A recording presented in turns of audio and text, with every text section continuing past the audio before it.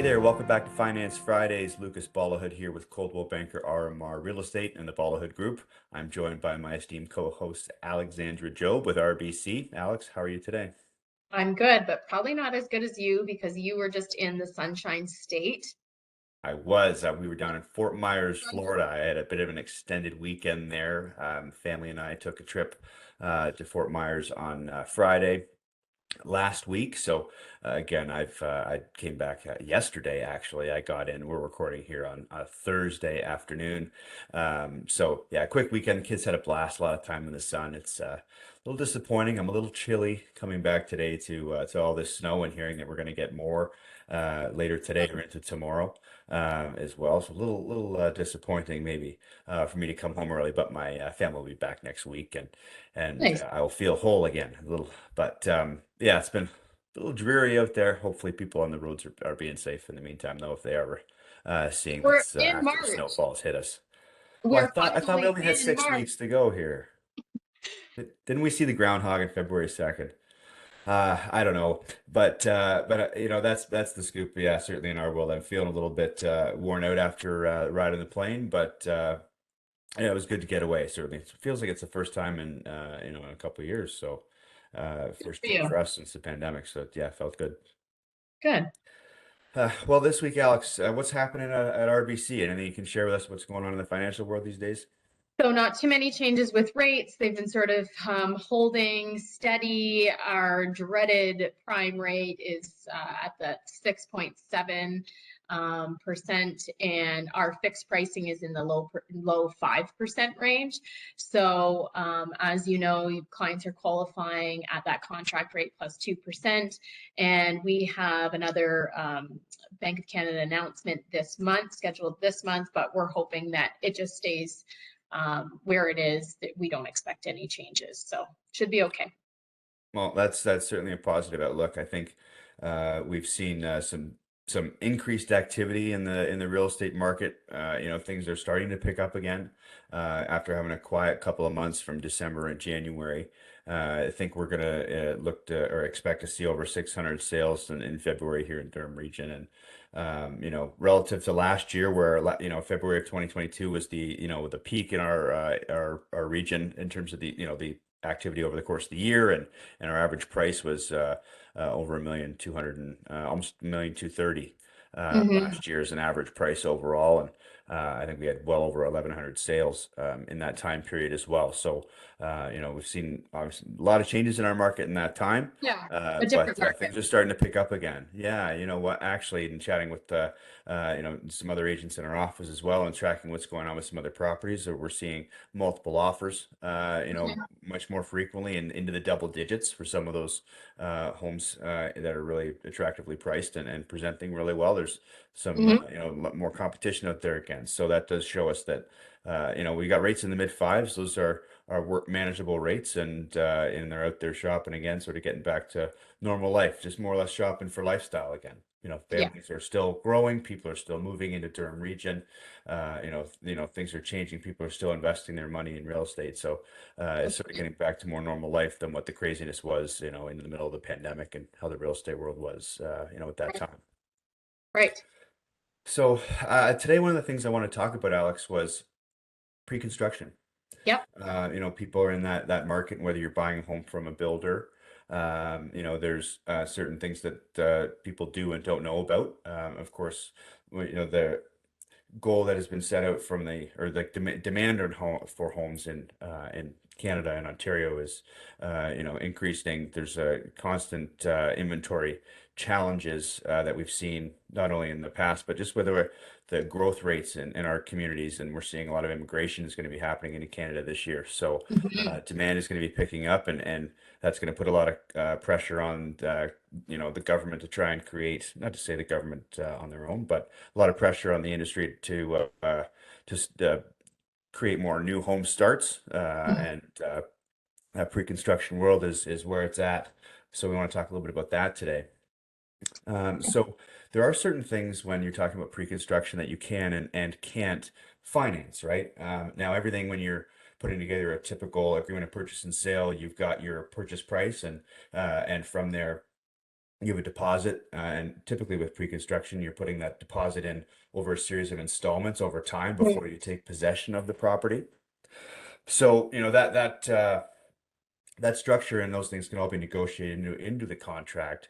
But and what kind of things from your end, Alex, with RBC, if you're financing a purchase like that, how does it work from that end? Well, for the deposit and down payment schedule, it is, there is kind of standards, but you want to work with or get the information from the builder directly about what they want, how much money they're going to want with the offer. Just like I feel like it's a little bit more negotiated in the resale market when they're working with someone like you. They're shopping around, and it's up to the client whether they want to do $15,000 with as their deposit with the offer, or are they throwing $50,000. With your builder, you are going to have a set time frame and structure with X amount of dollars with your offer. And then typically it's like 15 days later or 30 days later, they're going to want another 10,000, 15, or $20,000.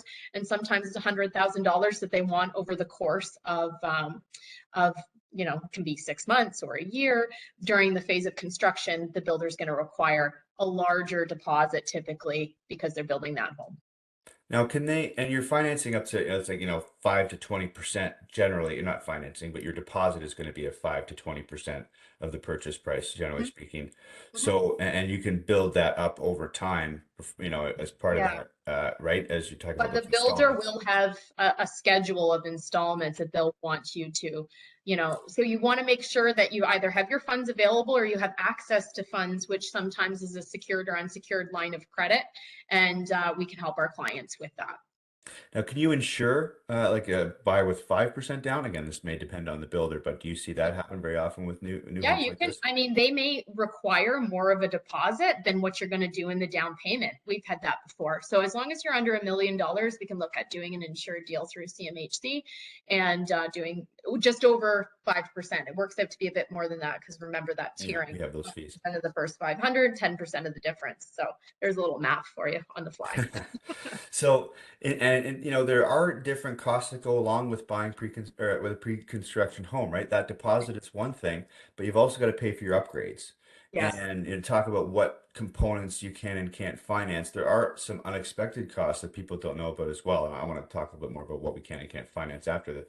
But Sure. there's some costs that you might not be aware of that you'll incur at closing would be like for testing or connecting and testing all of the utilities, your water, gas, your hydro, that kind of thing.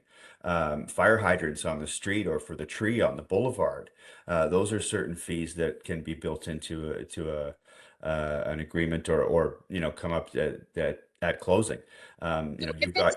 included, if it's included by the builder, it is likely kind of built into the agreement. And essentially you are kind of financing it because you're paying for it somewhere. It is a cost to them. If they've worked that into their price, maybe their price is a little bit higher than the builder across the street, then it's less for you to pay later on closing. If those are going to be hidden costs, and you're going to be whacked with it at the end. Of course, that's not going to be something that we finance and tack onto your mortgage when we're working with the contract price, the builder's price plus the purchase plus the upgrades, right? So Mhm. whatever price is on that contract.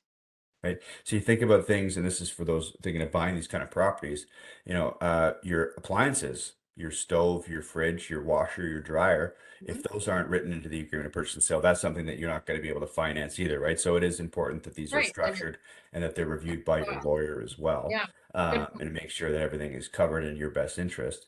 What are you But getting? And I think it's so important that, I mean, it's different if you have an agent like Luke representing you to come into the site, and some sales offices do allow that, where you can do your due diligence and really go over everything. But of course, you have that grace period to have your offer reviewed by a lawyer, and you're going to ask all those questions and get the legal advice there. Yeah, absolutely. And there are issues around assignments. If some people have maybe heard of that before, where essentially what is going on is you're assigning or selling the agreement of purchase and sale or right to occupy or buy this particular pre-constructed Mhm. home. Right. So sometimes and those fees those costs can't be financed, right? Essentially, the only thing that can be financed is what is in the agreement of purchase and sale. So, they'll have maybe an assignment fee that might come along with that, that being the builder charging the seller that fee, and again, I'm saying the seller, that being like buyer number one Right. in this scenario. And then And we wouldn't be financing that. yeah, exactly. And then Right. typically what's also another cost that comes along with this is what they refer to as a lift, which is kind of like that we'll call the profit margin for buyer number one, now the seller or the assigner.